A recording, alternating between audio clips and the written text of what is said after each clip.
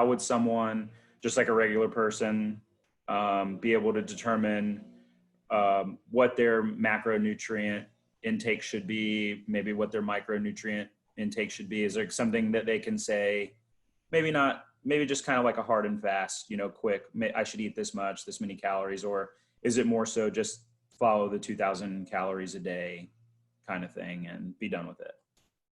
So my view, and from the research I've done, I don't say that anyone should prescribe to any like calorie number diet or like track their macros to a specific number. I more so am on the side of hunger cues, fullness cues, more so listening to your body, getting in tune with your body versus putting a number on something and feeling like you need to meet that number every single day. And that can be difficult, and it does take a lot of work. I wish it was easy for everyone to have a dietitian, but there's not a ton of us. But I would say hire a dietitian would be my best advice. I'm curious, when we do these interviews and with someone, healthcare professional like yourself, we like to hear like what got you involved, like why, like what about being a dietitian drew you to it, and how long have you been doing it? So originally, when I started my bachelor's, I had the idea that I wanted to be a doctor. So I was on the pre-med path, and I just ended up like not feeling a sense of passionate. I wanted something like a little bit more specific and more personalized, if you will. So I did my bachelor's at the University of New Hampshire. So I started looking at, okay, well, like what would be my options if I know I want to get into the medical field? And I like portions of the medical field, but it's not 100%.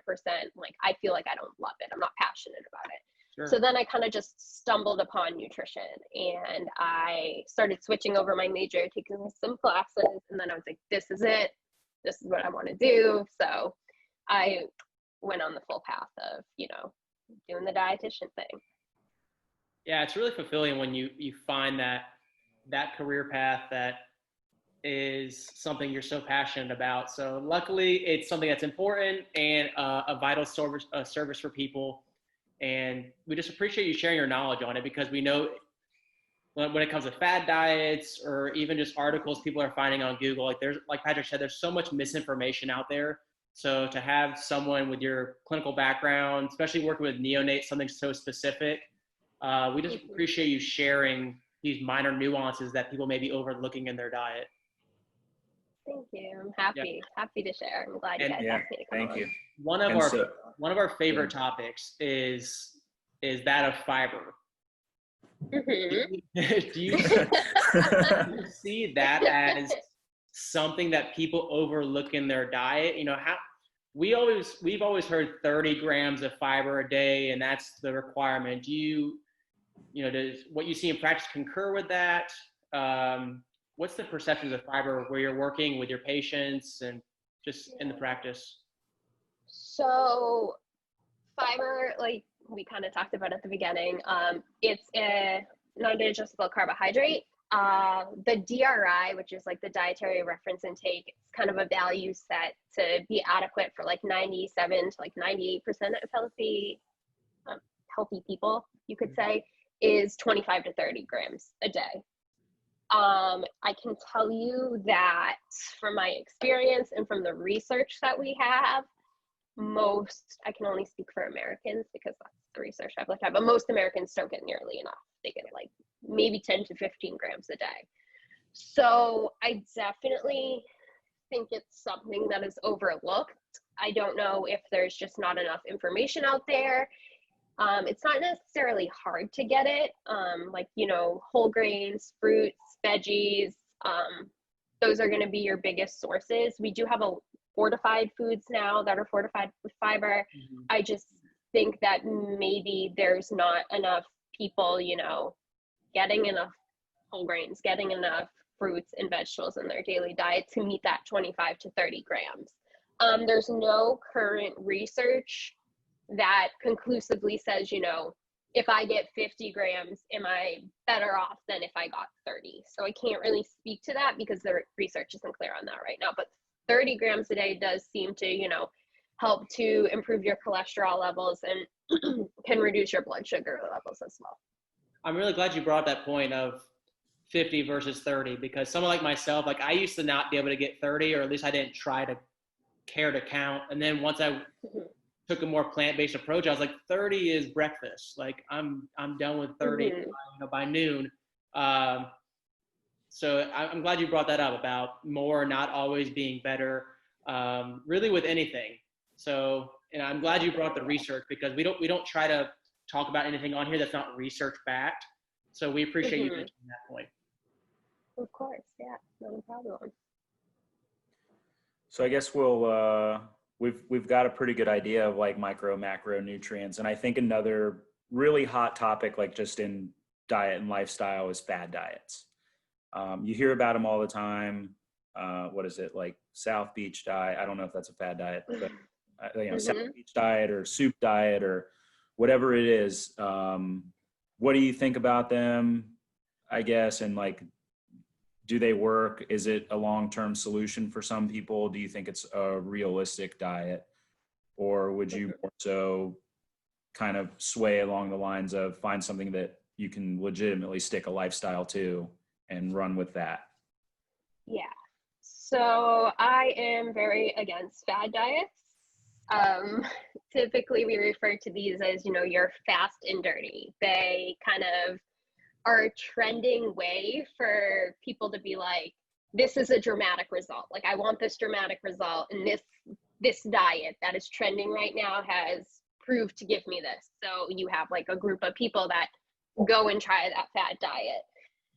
Now, fad diets don't work. And if they did work, there wouldn't be like a new one every so often, And what fad diets typically do is they cause, yes, some of them you'll have like a dramatic weight loss, but almost entirely that weight is regained. And when you cycle these fat diets, you're also cycling your weight. And when you cycle your weight, it's more of an indicator or predictor that you could develop a chronic disease. It's more detrimental to your health than your actual weight is. So they're very problematic. And I don't know if I touched on this in the micronutrient part, but typically fad diets will have you cut out whole food groups, and that very much so can lead to deficiencies, whether it's macro or micronutrients. Your fad diets are anything from, keto is even a fad diet. You touched on one, Patrick, with like the South Beach diet. Anything that's like saying lose 10 pounds in like 2 weeks, or like is giving you some like ultimatum or a promise of dramatic result, that's a fad diet.